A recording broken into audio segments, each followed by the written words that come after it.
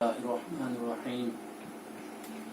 السلام على الحسين وعلى علي بن الحسين وعلى أولاد الحسين وعلى أصحاب الحسين. سلسلہ دروس جس کا موضوع ہے عزاداری اور ہماری ذمہ داریاں. اس سلسلے کا پانچواں حصہ، پانچواں درس آپ حضرات کی خدمت میں پیش کیا جا رہا ہے، جس کا عنوان ہے عزاداری اور نماز. عزاداری اور نماز. خداوند عالم نے کتنی عبادتیں فرض کی ہیں انسان پر.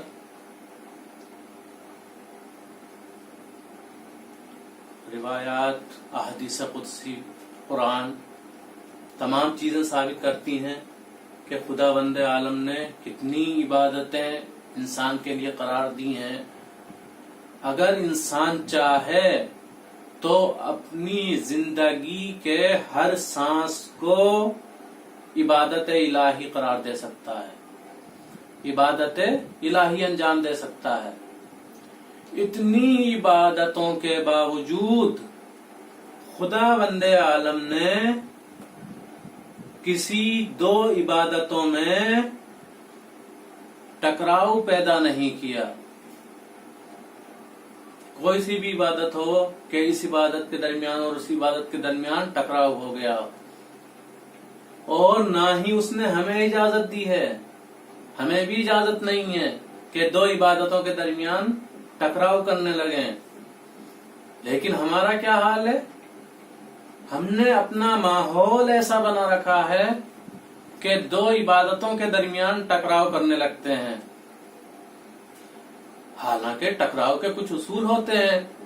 مقابلہ جو کرنا ہوتا ہے، منطقی اعتبار سے اگر مقابلہ کیا جائے اور تمام شرائط کے ساتھ مقابلہ کیا جائے تو وہ مقابلہ قابل قبول ہوگا، ورنہ اس کی کوئی حیثیت نہیں ہے. ائمہ و پیغمبران الہی کے درمیان مقابلہ کرنے لگتے ہیں ہمارے ذاکرین و خطبہ، جو کسی اعتبار سے صحیح نہیں ہوتا. یعنی پیغمبران الہی کو اتنا نیچا دکھا دیتے ہیں کہ ان کی توہین ہو جاتی ہے پیغمبروں کی. کہیں کہیں فرشتوں کو، فرشتے جو معصوم ہیں، فرشتے بھی معصوم ہیں، پیغمبران الہی بھی معصوم ہیں، ائمہ اطہار علیہ السلام بھی معصوم ہیں، سب معصوم ہیں. تو معصوموں کے درمیان آپ تقابل کر رہے ہیں، مقابلہ کر رہے ہیں. یہ کون سا مقابلہ ہے؟ لوجک کے اعتبار سے غلط ہے، منطق کے اعتبار سے غلط ہے. تو اسی طرح ایک مقابلہ جو ہمارے درمیان بالکل عام سا ہو گیا ہے اور اس کو بالکل نہیں ہونا چاہیے، وہ ہو رہا ہے. کیا کہتے ہیں کہ نماز افضل ہے یا عزاداری؟ یہ لیجئے، یہ بھی کوئی مقابلہ ہوا؟ یہ مقابلہ نہیں ہوتا ہے کہ نماز افضل ہے یا عزاداری. یہ مقابلہ نہیں ہے. مقابلے کے اصول ہیں، ضوابط ہیں، قوانین ہیں، ان کی رعایت کرنا ہوگی، تب جا کے آپ مقابلہ کر سکتے ہیں، ٹکراؤ کر سکتے ہیں کہ یہ افضل ہے یا وہ افضل ہے. تو یہ خود سوچئے کہ جس کی ہم عزاداری منا رہے ہیں اس کا سر قلم ہوا ہے تو سجدے کے عالم میں ہوا ہے. اب آپ بتائیے کہ نماز اور عزاداری کے درمیان تقابل کیا جا سکتا ہے؟ کسی اعتبار سے بھی نہیں ہو سکتا. جس کی ہم عزاداری منا رہے ہیں وہی یہ کہتا نظر آ رہا ہے انی احب الصلاۃ، انی احب الصلاۃ، میں نماز کو پسند کرتا ہوں، نماز میری محبوب شے ہے. یہ حدیث متفق علیہ ہے، فریقین نے اس کو نقل کیا ہے. علامہ مجلسی نے بحار الانوار جلد 44 میں نقل کیا ہے، اور تبری نے اپنی تاریخ میں نقل کیا ہے، اور اس کے علاوہ بھی بہت سی کتابیں ہیں، اہم کتابیں بھی بہت ہیں جو معتبر سمجھی جاتی ہیں، ان میں یہ حدیث نقل ہوئی ہے کہ امام حسین علیہ السلام نے فرمایا انی احب الصلاۃ، نماز میری پسندیدہ شے ہے، نماز میری محبوب شے ہے۔ تو یہ تو عاقلانہ بات ہے نا، منطقی بات ہے کہ محبوب کی محبوب شے بھی انسان کے لیے محبوب ہوتی ہے۔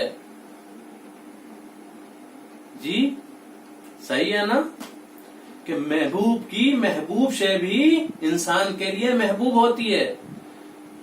امام حسین علیہ السلام فرما رہے ہیں کہ نماز میری محبوب شے ہے، اور امام حسین علیہ السلام سے ہم محبت کرتے ہیں، وہ ہمارے محبوب ہیں، تو نماز کو بھی ہمارا محبوب ہونا چاہیے۔ کیوں؟ کیونکہ وہ امام حسین کی محبوب شے ہے۔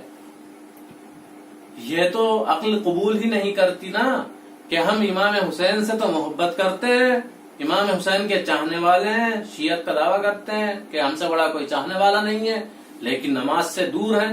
ایسا کیسے ممکن ہے؟ جو حقیقی حسینی ہوگا وہ بے نمازی ہو ہی نہیں سکتا، عقل قبول ہی نہیں کرے گی کہ وہ حسینیت کا دعویٰ کرے، حسینی ہونے کا دعویٰ کرے کہ میں حسینی ہوں اور نماز سے دور ہو، تو یہ ممکن نہیں ہے۔ امام حسین علیہ السلام کو کیا بغیر نماز کے عزاداری پسند آ سکتی ہے؟ بالکل نہیں۔ کیوں؟ اس لیے کہ نماز امام حسین کی محبوب شے ہے۔ اگر ہم نماز کے ساتھ عزاداری منائیں گے تو امام حسین علیہ السلام بھی قبول فرمائیں گے، جناب سیدہ سلام اللہ علیہ بھی قبول فرمائیں گی، اور خدا کی بارگاہ تک پہنچے گی ہماری عزاداری۔ کیوں؟ اس لیے کہ ہم شرائط کے ساتھ انجام دے رہے ہیں۔ جی ہاں، نماز عزاداری کا ایک اہم جز ہے، بغیر نماز کے عزاداری قابل قبول نہیں ہے۔ اسی لیے ہمارے مراجع کرام کے فتاوی دیکھیے، مراجع اعظام نے جو فتوے دیے ہیں عزاداری کے متعلق، جو فتاوی ہیں، ان میں ایک فتویٰ یہ بھی ہے کہ اگر مجلس کے درمیان یا جلوس کے درمیان نماز کا وقت ہو جائے تو اپنی عزاداری کو وہیں متوقف کر دو، یعنی روک دو اپنی عزاداری کو، اور نماز پڑھو، پہلے نماز پڑھو، جب نماز تمام ہو جائے اس کے بعد عزاداری کا سلسلہ آگے بڑھاؤ، تاکہ اس کے ذریعے دنیا والوں پر یہ اثر پڑے کہ دیکھو یہ کیسے حسینی ہیں، یہ ایک عبادت انجام دے رہے تھے، اسی دوران دوسری عبادت کا وقت آ گیا تو دوسری عبادت بھی انجام دی گئی، انہوں نے دوسری عبادت بھی انجام دی گئی، تو ایسی عزاداری دنیا کے لیے نمونہ عمل بن جائے گی۔ ہم یہ چاہتے ہیں کہ ہماری عزاداری نمونہ عمل بنے، تو ہمیں ایسی ہی عزاداری منانا چاہیے کہ اگر نماز کا وقت ہو گیا ہے تو نماز ادا ہوگی، اور نماز ادا کرنے کے بعد عزاداری کو آگے بڑھایا جائے گا، اس کے سلسلے کو آگے بڑھایا جائے گا۔ نماز کوئی معمولی شے نہیں ہے، ایک حسینی نماز کو ترک کرے یہ ممکن ہی نہیں ہے، کیونکہ امام حسین نے تیروں کی بوچھار میں بھی نماز ادا کی ہے۔ ظہر عاشور دیکھیے، روز عاشور جب ظہر کا وقت آیا تو ابو ثمامہ سیداوی نے فرمایا امام حسین علیہ السلام سے، مولا زوال کا وقت ہو گیا، زوال کا وقت ہو گیا۔ تو معلوم ہے مولا نے کیا جواب دیا؟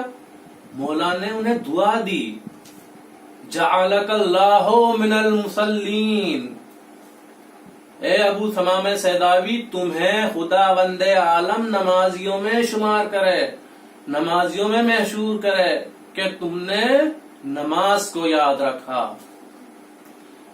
اور اس کے بعد امام حسین علیہ السلام نے نماز ظہر ادا کی، وہ بھی باجماعت۔ یہ بات الگ ہے کہ کچھ نمازی ایسے تھے جو امام حسین کے آگے تھے اور کچھ پیچھے تھے، وہ آگے بھی عبادت ہو رہی تھی، پیچھے بھی عبادت ہو رہی تھی۔ امام حسین امام تھے تو وہ سب کے امام تھے۔ امام کی حفاظت بھی واجب ہے، امام کی قیادت بھی واجب ہے، اور اگر امام پردہ غیب میں ہو تو اس کی نیابت میں نائب امام جو ہوتے ہیں، جو ہمارے مراجع اعظام ہیں، جو مرجع وقت ہیں ہمارے، ان کی اطاعت واجب ہے۔ تو اب ہمیں سوچنا چاہیے کہ ہم عزاداری کو کس طرح منائیں، ائمہ کی رضایت کے مطابق منائیں یا اپنی منچاہی عزاداری منائیں۔ اگر منچاہی عزاداری منائیں گے تو قابل قبول نہیں ہے، اگر ہم ایسی عزاداری منائیں گے جو خداوند عالم کی بارگاہ تک جائے تو اس سے امام بھی خوش ہوں گے، رسول بھی خوش ہوں گے اور خدا بھی خوش ہوگا۔ وآخر دعوانا ان الحمد للہ رب العالمین۔